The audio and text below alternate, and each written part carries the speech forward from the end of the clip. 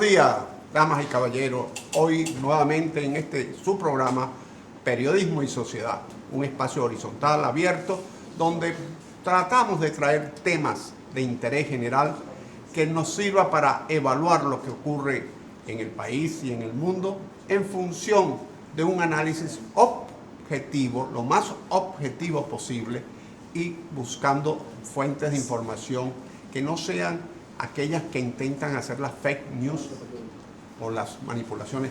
Hoy con nosotros el ingeniero Ramón Ureña. ¿Cómo está, don Ramón? Gracias, buenos días. Quien nos va a acompañar en este tránsito de una hora con ustedes, lo cual intentaremos hacerlo lo más productivo posible. Tenemos una cantidad de material.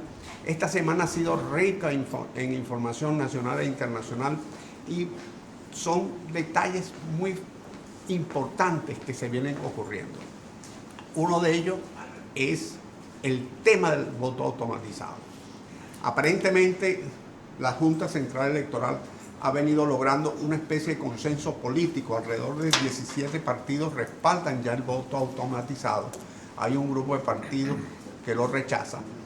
Pero el punto no es un tema de sumatoria de cuántos partidos están con el voto automatizado y cuántos no están, sino la credibilidad del ciudadano, porque en la misma medida en que el ciudadano crea en el sistema automatizado, si se va a implementar finalmente, en esa misma medida disminuye el ausentismo electoral, aumenta la participación electoral, y sobre la base de la participación electoral se logra la gobernabilidad, porque lo que resulte de las elecciones es producto de la participación de la mayoría, de la inmensa mayoría de la gente. Si la abstención es muy alta, denota que hay un cansancio en la población, hay crisis.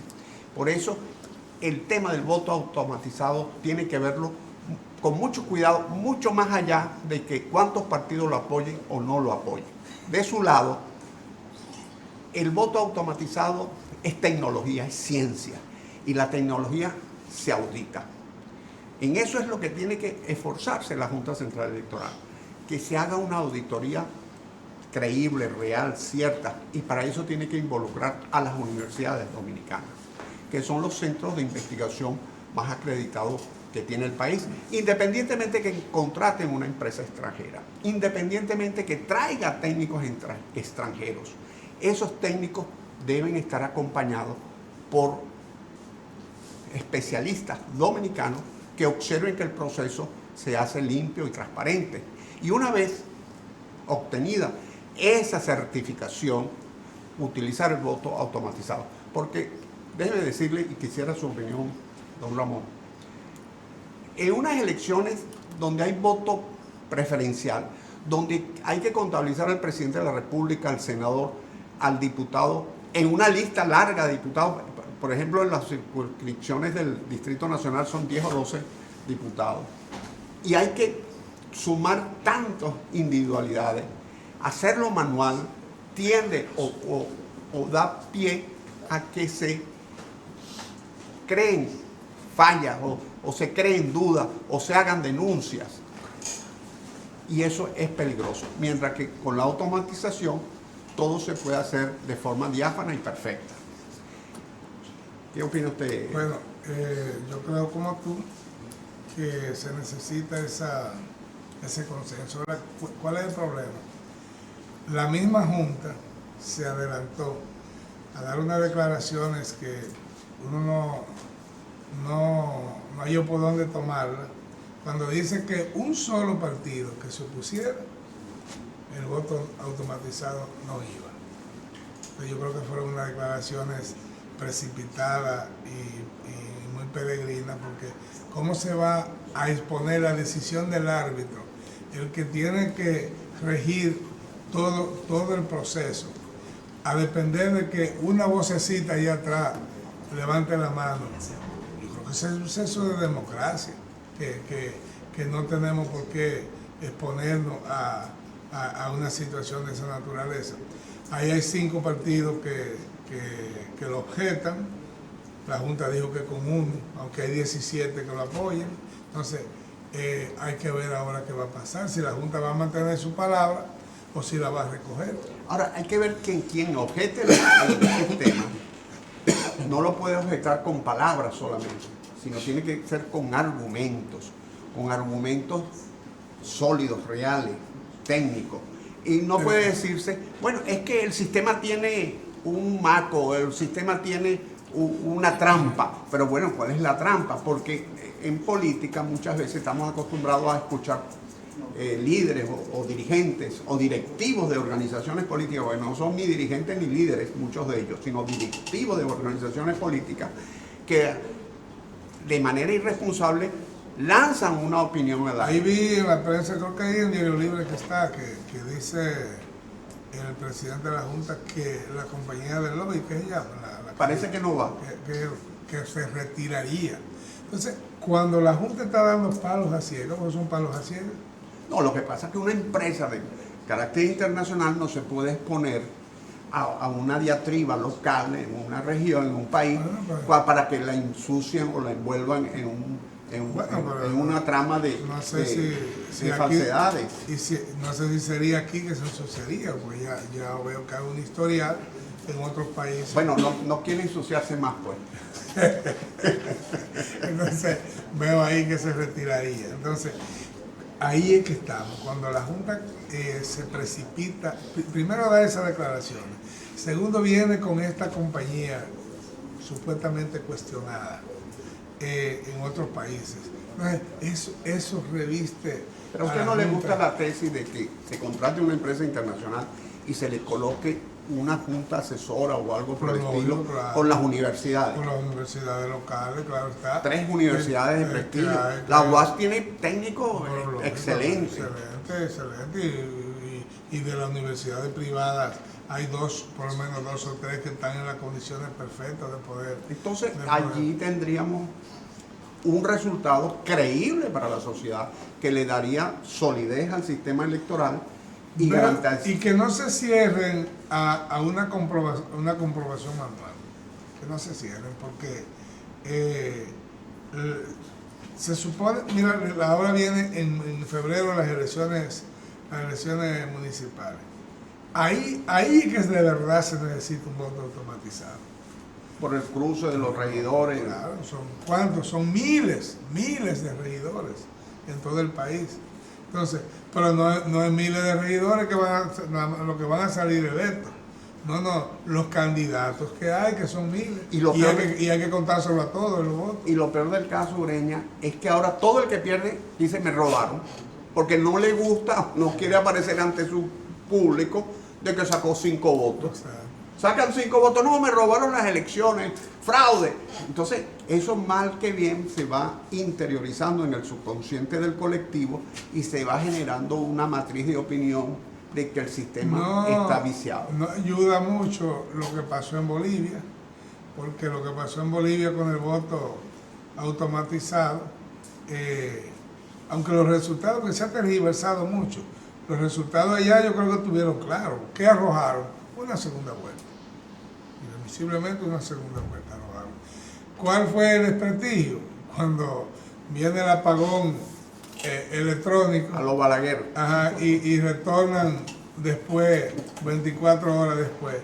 Ahí es que este desprestigio, para un desprestigio que repercute aquí, pues miren, he oído políticos citando eso, claro, para evitar que para los que se oponen al voto automatizado, porque ya crean un paralelo, aunque las circunstancias son totalmente distintas, diferentes. Sí. Bueno, nos están pidiendo que nos vayamos a una pausa. Yo creo que llegó el dueño el jefe de nosotros. Nos están pidiendo una pausa, vamos a una pausa y ya regresamos. No lo ponga el dueño aquí, don.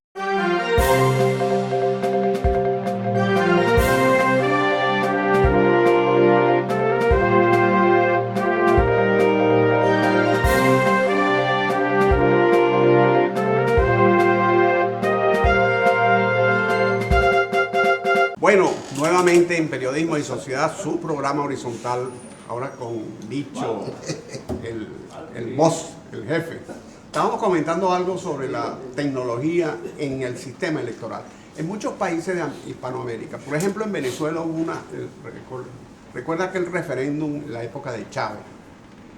¿Qué pasó? Que la gente criticó mucho la tecnología en ese referéndum.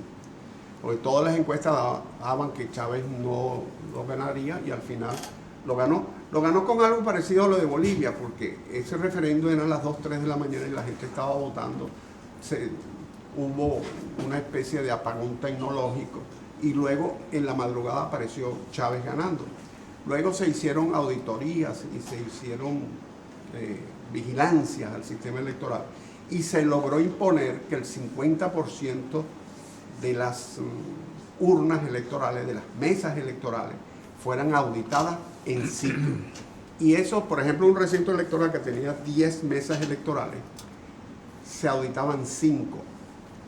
Pero no se decidía cuáles 5 se iban a auditar antes de iniciar el proceso, sino al finalizar el proceso, por un sorteo, se decía, bueno, se va a auditar la mesa 3, 4, 7, 9 y 10, por decir. Y se auditaban esas 5 mesas, a fin de que por un método aleatorio se pudiese impedir de que se aplicara alguna trapisonda en alguna mesa en particular. Lo que sucede es que en el sistema electoral en general la gente busca lo que es tradicional en un fraude, cómo cometer fraude electoral. ¿Qué es lo tradicional? Bueno, la tradición antiguamente era acta matavoto. Ahora se habla de algo muy sencillo, que es, bueno, un algoritmo, hacemos una manipulación en el software, etc. Y la intervención para modificar la voluntad popular en un sistema electoral, sea electrónico o no sea electrónico, va mucho más allá de eso. Hay técnicas mucho más sofisticadas. Y esas técnicas yo observo que no se ponen al descubierto, no se denuncian o no se prevén. Porque los partidos políticos a veces prefieren irse por la vía fácil de la denuncia ligera y echarle basura a un sistema y no hacer las previsiones y las denuncias correspondientes para que se tomen las previsiones para que no se hagan los fraudes donde realmente se hacen los fraudes. Ahora una pregunta, Isidro. ¿Por qué Estados Unidos, con todo su nivel de desarrollo, su nivel tecnológico, no tiene el voto automatizado de manera universal? Y no solamente Estados Unidos. Lo que domina en el mundo no es el voto, y estoy hablando en países del primer mundo, no es el voto automatizado. Hay voto automatizado en todos los países desarrollados, pero no de manera universal, es 1% que tienen de voto. Por los sistemas electorales, Ureña. El sistema electoral dominicano de listas abiertas o con voto preferencial te coloca que tú puedes votar por 10 candidatos a regidores en una circunscripción, o 15 o 12 candidatos a regidores. Y si tienes 17 partidos, 20 partidos, los que tienen que contar, supongamos que son 15, por 20 son más de 300 alternativas, solamente para el municipio, y luego para el distrito municipal, otro tanto, 5 regidores o como se denominen, y así sucesivamente. Entonces la complejidad del sistema electoral obliga a la implementación de tecnología, porque allí sí es fácil el acta matavoto, porque cuando usted me entrega a mí una boleta y dice Ramón Ureña y abajo dice Andrés Licho Mato y votan por Ureña y yo estoy con Licho, cierto es que yo no puedo quizás eliminar este voto y pasárselo a Licho, pero si aquí está Agustín García, yo voto también por Agustín García y anulé ese voto de Ureña. Y te voy anulando votos a ti y los votos de Licho no los anulo y al final Licho te va a ganar. Esos son 2000, hay 1000 triquiñuelas en los sistemas electorales que se hacen de distintas formas. Entonces el voto automatizado impide este tipo de trampa que te la hacen en una mesa O sencillamente se destruyeron las boletas porque se mojaron y el acta final dice esto. Y ya, y las boletas ni se contaron. Definitivamente las bondades del voto automatizado son evidentes. Ahora, cuidar, rodearlo de la confiabilidad necesaria, ¿verdad, Licho? Bueno, miren, gracias y buenos días. Yo estoy observando, entonces yo digo, el voto en República Dominicana tiene una parte que no puede soslayarse de lo que es la elección universal por los intereses que se envuelven dentro de una elección presidencial o una elección política de un Estado. Entonces, ¿qué resulta? Los intereses siempre van a permitir muchas cosas. Como decía don Ramón, en la inmensa mayoría, yo creo que no llegan a 10 países en el mundo que usan el voto automático.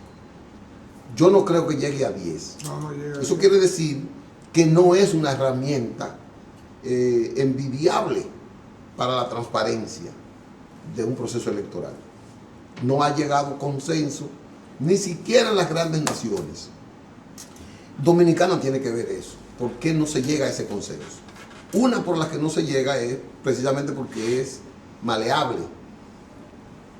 Y países como el nuestro, donde no hay la confianza, aquí no ha logrado llegar la confianza en un sistema, o más que un sistema, en los organismos institucionales que tienen que ver con la transparencia de un proceso.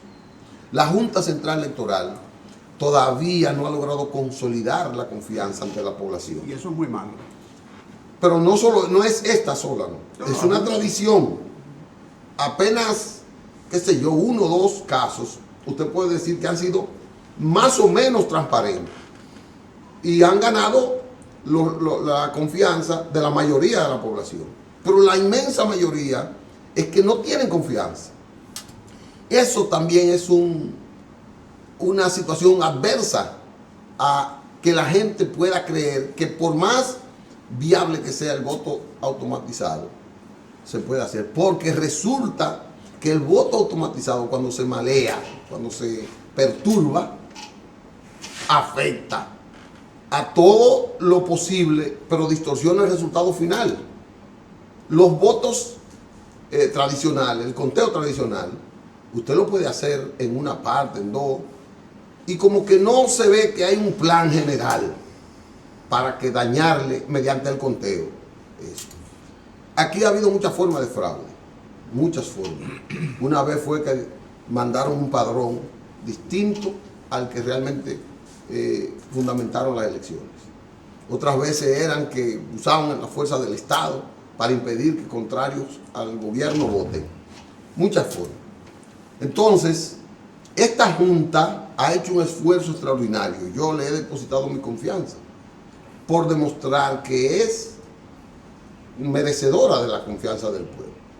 Sin embargo, ha hecho cosas que la gente lo pone a dudar. Y a veces yo lo entiendo porque van haciendo pininos. Porque le falta un poco de experticia en Correcto, mire, comunicacional. Eso que dijo el presidente ayer, que yo creo que fue una demostración para mí de transparencia y de que él tiene buena fe en el proceso, que no depende solo de él. Porque que le introduzcan un virus, como llaman el algoritmo, a veces no depende de él, a veces traspasa su límite de control y ahí hay otro agente interesado que ha logrado volar la frontera y hacer cosas que él no esté consciente, y no solo él, el pleno completo que no esté consciente. Solo hay que corromper a alguien que tenga la responsabilidad de hacer algo, y eso no es difícil. Corromper a un ciudadano en este país no es lo más difícil. No hay un asunto de tecnología, porque fíjense el caso de Estados Unidos, con las elecciones pasadas, con Trump y los rusos. Si lograron permear, asumiendo que es un hecho, que los rusos influyeron, porque ya eso es verdad. Se nota en duda mucho. Ya. Exactamente, ¿no? Y ya se han dado pasos y acciones en los Estados Unidos contra eso y para que Y ya está involucrado el Estado. Pero intervinieron en las redes sociales, no en el sistema electoral. El electrónico, Sí, pero fue una claro, intervención claro, electrónica. Sí, pero en las redes sociales. Entonces, pero está el Tribunal Federal Electoral de Estados Unidos, como se supone, revestido de toda la honorabilidad y lo que son las instituciones de los Estados Unidos. Y sin embargo allí no se pudo evitar esa penetración en las redes sociales, ¿cierto? Pero, en el Twitter, en el Facebook. Pero no se pudo evitar. Comenzaron a colar fake news ahí a través contra Hillary y a anunciar tendencias y una serie de cosas, y los resultados están ahí. Entonces, aquí yo lo que creo que nosotros en nuestro país a veces queremos adelantarnos mucho o estar muy a la moda. Como tú dices, no pasan de 10 países o no llegan a 10 países en el mundo, y nosotros queremos ser uno de esos 10. El punto nodal. Uno de esos 10. Y todo un sistema general, porque si dijeran, bueno, vamos a ir paso a paso, vamos a coger un nivel, hay 3 niveles de elecciones, vamos a hacer uno de estos niveles de elecciones. Nos vamos con el presidencial o nos vamos con el municipal, pero todos los niveles, en todo el país, un país de analfabetos, porque tenemos que decir así, somos analfabetos electrónicos. Y excúseme, don Ramón, no solamente que somos analfabetos electrónicos, porque aquí es un reducido grupo de la clase media que se juega a la profundidad de la tecnología. Y los muchachitos que lo que saben es jugar. Pero es jugar que están ahí. Entonces, ¿qué resulta? ¿Qué resulta? Que aquí hay condiciones materiales que imposibilitan. Por ejemplo, a usted se le va la luz en una región fácil y ya eso entorpece. Pero no solamente que entorpece el funcionamiento y pudiera hacer que usted recupere el proceso intacto, pero ya la gente va a dudar de que ahí no se hizo algo o que ese apagón no fue intencional. Es que el problema es la confianza. Sí, la confianza. En eso. Entonces, déjeme decirle por qué. Yo pienso que como el voto, el asunto de la tecnología para las elecciones tiene 3 niveles. Uno es el voto, otro es el conteo y el otro es la transmisión del resultado. Son 3, ¿no es verdad? Yo creo que ayer el presidente, en ese espacio de él demostrar que quiere ser, yo creo que él quiso salvar la situación. Primero pidió excusa, dijo, debimos haber comenzado así, como ahora está proponiendo. Por ejemplo, pudiera ser que se vote,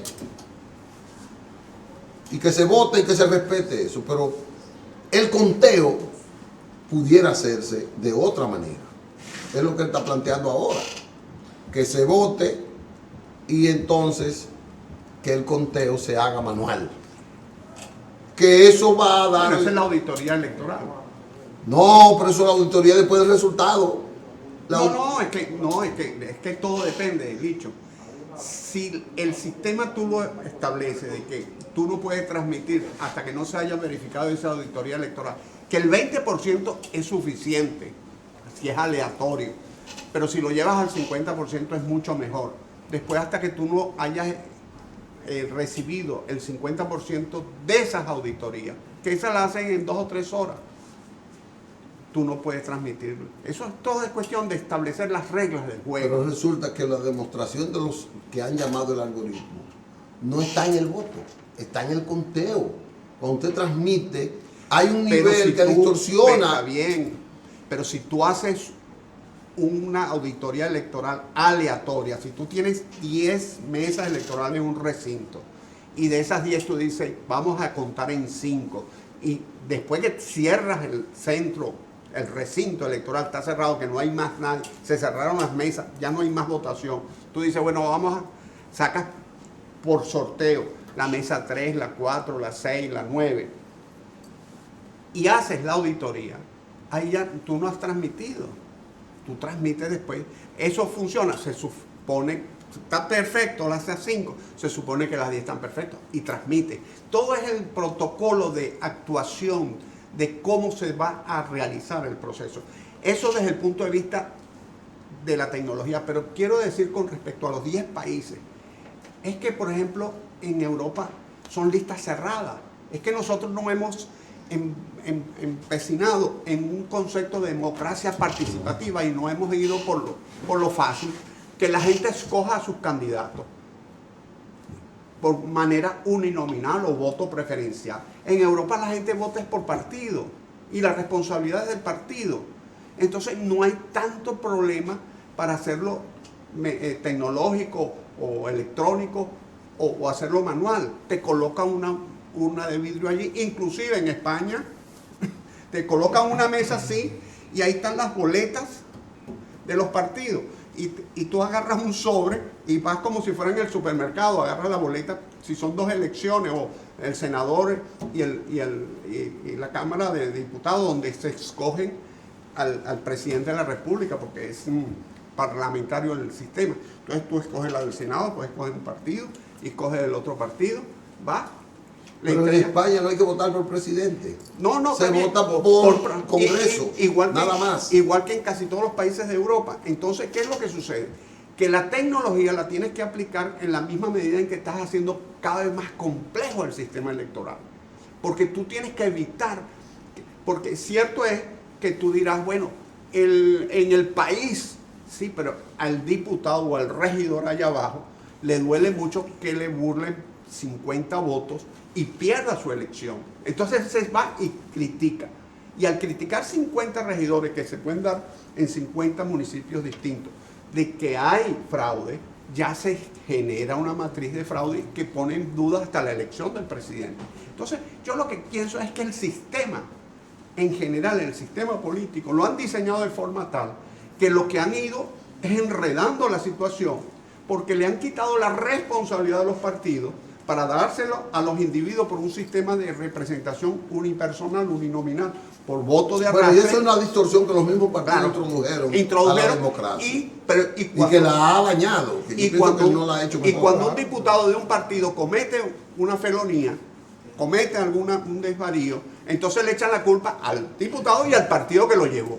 Sí. Cuando ya sabemos que en este sistema que están de elecciones primarias, etcétera, sabemos que hay muchos candidatos que están contaminados por factores externos a los propios partidos. El temor de ahora no es para eso. Entonces, el temor ahora es a la presidencia de la República. Exacto. Entonces, ¿cuál es el problema? Que el sistema es tan complejo que tú no lo puedes dejar en manos. Tienes que aplicar tecnología necesariamente. Ahora, esa tecnología tú la tienes que auditar, tú tienes que establecer los controles, tú tienes que establecer los sistemas de vigilancia. Por eso es que yo digo una auditoría, pero también con representantes de las universidades, tecnócratas de nuestras universidades que vigilen. Una comisión variopinta, claro, una comisión y entonces, de porque intereses. De lo contrario, olvídese que siempre vamos a tener problemas con ese sistema electoral que hemos inventado. Hasta con el otro hemos tenido, pero hay que revestir de confianza.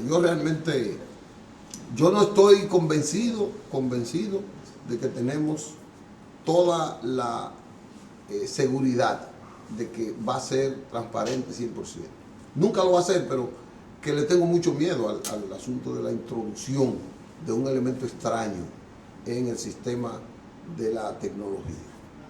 Ya porque es más fácil, ya me han demostrado que es más fácil dañar, tergiversar el resultado mediante la tecnología que con la otra. Me han demostrado. Y ha creado una percepción. ¿Seguro?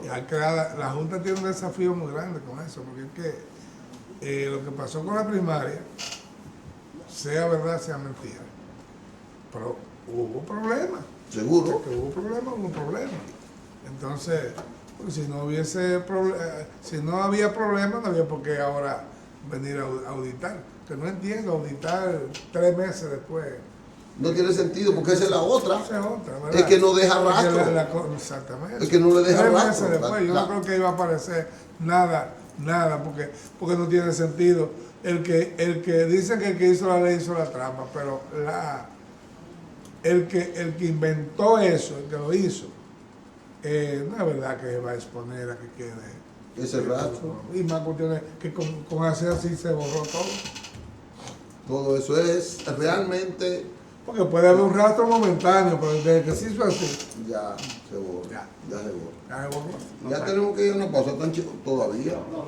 Nos queda más tiempo. No, bueno, el tema, nosotros deberíamos dar una pincelada a tantos temas internacionales, ¿verdad? Que hay, por ejemplo, en España, las mismas elecciones en España. Lo que pasó en España, lo de Bolivia, es un hecho, ¿verdad?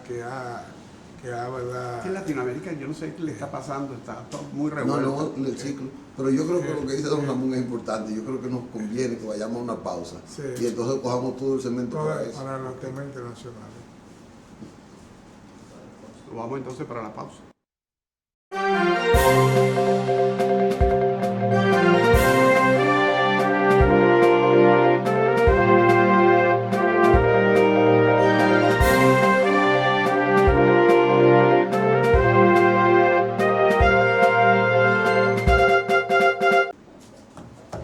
Bueno, regresamos y con ustedes. Don Ramón Ureña había introducido un tema que es interesante, que es muy bueno por la experiencia de ustedes de tratarlo.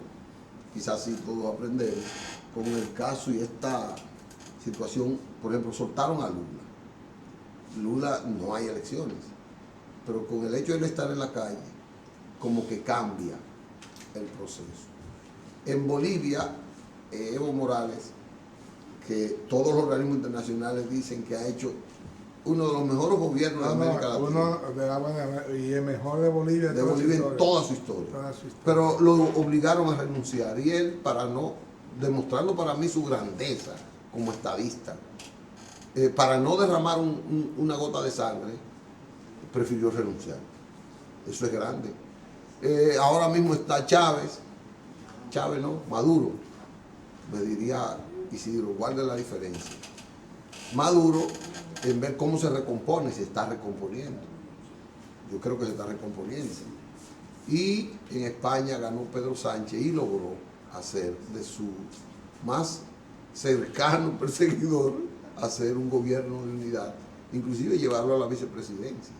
Lo que se había negado, porque él no había formado gobierno, no porque no tenía... Por no aliarse a él. Era que no quería aliarse, ahora tuvo que aliarse obligado. Exacto. O la opción era que siguiera ganando escaños la ultraderecha, porque fíjate, ¿cómo que se llama? Vox. Con 1 millón de votos. Y Vox ha venido creciendo de manera 1 millón de vertiginosa. votos que ganó ahora en estas elecciones. Eso es mucho. Entonces, y España que tiene tradición, porque la falange todavía están ahí. Adiós, pero ven acá. Es como aquí en Cataluña. Se borró el trujillismo. Todo el país. Se borró el trujillismo aquí, no. No. Aquí todavía quedan esas reminiscencias. Y no por este que anda ahí ahora aspirando a presidente. No por este, sino el trujillismo aquí es una realidad, porque no se borra una historia. Una cultura. Claro. Entonces, eso mismo pasa en España. Esas falanges están ahí. Pero en Europa no solamente pasa en España. Tú sabes que hay una corriente neofascista que la están copiando muy bien mira, ahora se vio en Bolivia. Eso que se vio en Santa Cruz con el tipo ese, Camacho, apellido Camacho. Un tipo que tú lo miras, tipo que la más falta que tenga la esvástica ahí. Un nazi retratado, un tipo. Y es el segundo líder allá después de Evo. Sí, pero óyeme, un tipo, un desarmado, un tipo de esa oligarquía rancia santacruceña, que tú sabes que Santa Cruz ya es como una región que es la más rica, como decía el Cibao acá, pero donde se aposenta, porque es que Bolivia es un país indígena. Multirracial ahora mismo. No, claro, multirracial, se hablan como 30 dialectos diferentes. Estaba incomunicado porque a ese grupo de Santa Cruz le convenía mantener aislada a la población. No había comunicación ni terrestre, que era en avión que había que ir. no había comunicación terrestre, no había comunicación obviamente ni energía eléctrica, no había comunicación de radio y televisión y mucho menos de internet. Entonces, Evo rompió todo eso. todo eso, abrió carreteras por todas partes, 2 satélites para poder llevar la tecnología a los rincones más apartados. No hay duda que Evo tuvo muchas luces y resultados palpables de desarrollo para ese país. De 9.000 millones, el PIB lo dejó en 40.000 millones. Una reserva de alrededor de 1.000 millones de dólares en 20.000 millones. Entonces, están ahí. Ahora, ¿cuál es el problema de Y Evo? logró rebasar más de 20 países en términos de los índices de calidad de vida. Todo no se le puede aplaudir. ¿Cuál es su error? Señor, usted recibe un mandato en un referéndum que usted mismo auspició con su constitución que incluye la figura del referéndum. Usted pierde el referéndum. En Venezuela hicieron uno y Chávez lo admitió. Aquella vez Chávez admitió su derrota. Entonces viene y se impone por encima. Bueno, pero déjeme decirle 30 segundos. Admitió la derrota, pero promovió luego Una reforma. una enmienda constitucional y solamente con el tema del referéndum. Lo que sucede es que la reforma que él planteó era imponer un sistema estilo Cuba en Venezuela constitucionalmente, y eso lo votó en contra de la población. Luego él quitó toda la cubanización y lanzó solamente la reelección y se la aprobaron. Entonces, volviendo al tema de Bolivia, realmente Evo, ahí estuvo su pecado, impone la reelección. Señores, el vice de Evo, ¿cómo que se llama? Un señor de los blancos, del 30% blanco Sí, que hay en Bolivia. de la minoría. De la minoría. Por un tipo que lo acompañó los 14 años ahí a Evo como vicepresidente. Es una estrella, un señor de un prestigio muy grande. Internacional, porque es un científico, tipo un matemático. Entonces, coño, por ser en lugar de este hombre que está demostrado lealtad absoluta, que no es que no es esta figura tibia de Ecuador, ¿verdad? El Lenín. Sí, el Lenín, un tipo, ¿verdad? Que no es que con un discurso cuasi sacerdotal, mira el disparate que ha cometido también en lo que ha metido a Ecuador. Porque donde quiera que tú lograste salir del Fondo Monetario Internacional y tú vuelves y lo abrazas, es una desgracia para ese país. Seguro. Mira Argentina. ¿Cuál es uno de los logros que pudieron tener los Kirchner en Argentina? La recuperación. Recuperaron, salieron de barrilito, recuperaron la economía bueno, vino la corrupción, los temas de corrupción, eso es indiscutible, pero rompen, pagan la deuda con el Fondo Monetario. ¿Qué hace Macri? Viene, porque que fue lo mismo que hizo Lenín en Ecuador, todo lo que se había hecho en avance, lo echan para atrás. Lo de Chile, Sí. con la Bachelet, todas las cosas que se habían logrado con la Bachelet, viene Piñera y lo echa para atrás, un programa también neoliberal, señores, es que es la política neoliberal. Pero déjeme decirle, en Oye, Chile nunca han salido del programa neoliberal. Puede ser que la Está muy bien. Bachelet haya dedicado pero lo humanizó más. déjeme, haya destinado presupuestos en programas sociales o planes, políticas públicas de más profundo aliento social, sí. Pero Chile no ha salido No, de nunca Pinochet, porque Pinochet fue del tema neoliberal. Pero le ha dado resultado a la sociedad chilena, porque ese neoliberalismo Con cierto sabor social. al sabor y al Ahí tú lo estilo acabas de chileno decir. le ha dado mayor estatus, ha elevado la calidad. Es uno de los países con mayores estándares de Inclusive vida. los pobres chilenos Y quisieran muchos países nuestros, los tenerlos, pobres nuestros, ser pobres como los pobres exacto, chilenos. Y exacto. son los que están protestando. la clase Porque media, quieren crecer y es lógico y es plausible que la gente el quiera crecimiento crecer. de la sociedad implica que hay que remodelar el aparato institucional y hay que remodelar las políticas públicas para incluir ese crecimiento social, ese crecimiento de la sociedad. Que quizá ahí ellos se hayan detenido, se hayan puesto lentos, pero no podemos quejarnos de que Chile es una de las sociedades de mayor nivel en términos Todos de los Obviamente. per cápita Pero que hay en América Latina. Yo quiero Quizá la mejor. Yo quiero insistir un poquitín en el caso Bolivia para cerrar. Ahí vimos que se autoproclamó una senadora, Añez. una tipa. No se autoproclamó Ureña. Sí. No se Pero autoproclamó. que fue Ella es la vicepresidenta Está del bien. Senado. Y en la línea sucesoral, si Pero el que vicepresidente huye. necesitaba Pero un quórum. no, porque automáticamente le corresponde por la Constitución. Ahora, si la mayoría del Senado no quiere y no asiste, entonces el país queda acéfalo.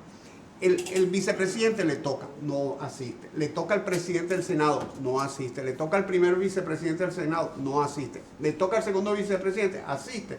Asume. O sea, Pero Yo que obligaron a renunciar a los otros. No tiene, porque la Constitución lo manda. Tiene que asumir ante el Congreso.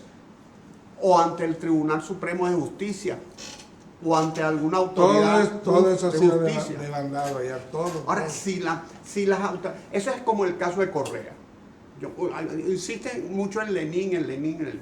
Correa dejó una superestructura que ataba al presidente de la República.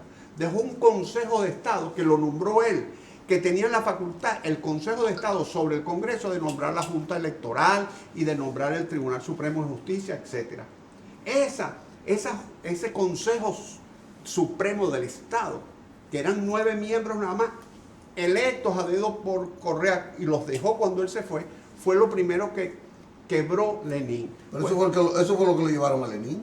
Bueno, fueron los que llevaron. Inclusive Lenin era tan incoloro que tuvo que ir a la segunda vuelta. Pero perdón, si a usted lo lleva unos maleantes al poder, usted tiene que serle fiel a esos maleantes. Usted si tiene conciencia, se deslinda de esos maleantes. Yo no digo que Correa sea un maleante, ojo, pero políticamente es otro caudillo que intentó imponer un régimen a su imagen y semejanza. Pero como un caudillo que tiene la oportunidad de ser presidente reelecto, no lo hace. No, la Constitución no se lo... Y dejó a Todo amarrado para todos volver. habían roto con la Constitución. Chávez rompió con la Constitución. No, Chávez modificó la Constitución. Por eso él pudo haberla modificado. Bueno, no sabemos. Él no lo intentó porque quizás no dan cuenta. Porque déjeme decirle algo. Pero eso tenemos que reconocérselo a él. La bonanza de Ecuador, igual que la bonanza La traición no es buena. Pero déjeme decirle, no. Eso es poner los análisis en blanco y negro. Y los análisis no son en blanco y negro. La bonanza de Ecuador, igual que la bonanza de Chávez en Venezuela, fue producto de unos precios del petróleo sobre 120, 130 dólares el barril. Cuando Correa entrega, los precios del petróleo habían bajado muchísimo y ya comenzaba a sentirse niveles de recesión en la economía ecuatoriana como es la venezolana. La venezolana tiene otros elementos que la adicionan, pero en el caso de Ecuador venía una recesión en marcha. Y ya los niveles... Pero Brasil tiene una recesión en marcha. Pero estamos Argentina tiene una recesión. Pero estamos hablando de Ecuador. Y la popularidad de Correa venía en descenso. Y Correa pensó, pues, yo armo mi estructura, dejo a Lenin y luego regreso.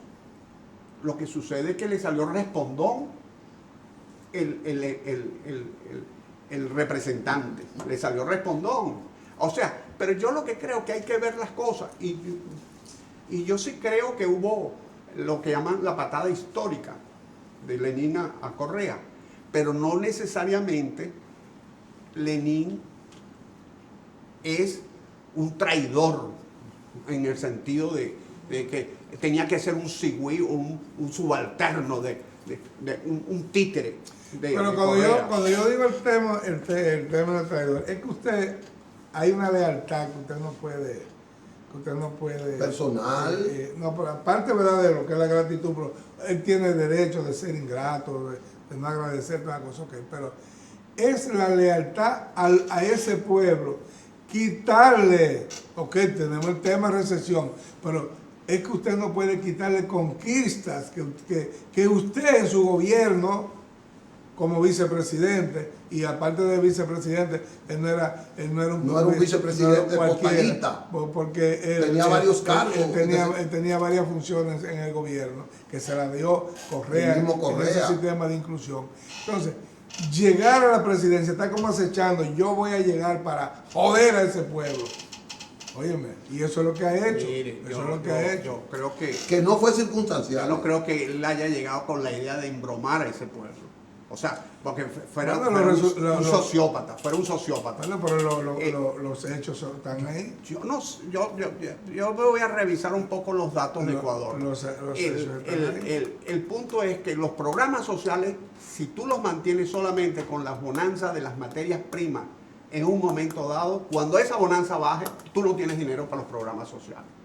Ese es algo sencillo. Si a ti te entran ahora 100 pesos diarios, y entonces tú agarras a tus hijos y le das todos los días dinero para tal cosa, y al otro día o dentro de 3 meses te entran 10 pesos, tú esos beneficios, esas prebendas que le dabas a tus hijos no se las puedes dar. Mire, eso es algo así de tan sencillo como eso. Isidro, lo que hay es una... Lo que hay que ver es en cuánto el gobierno de Correa diversificó la economía y diversificó el ingreso al presupuesto.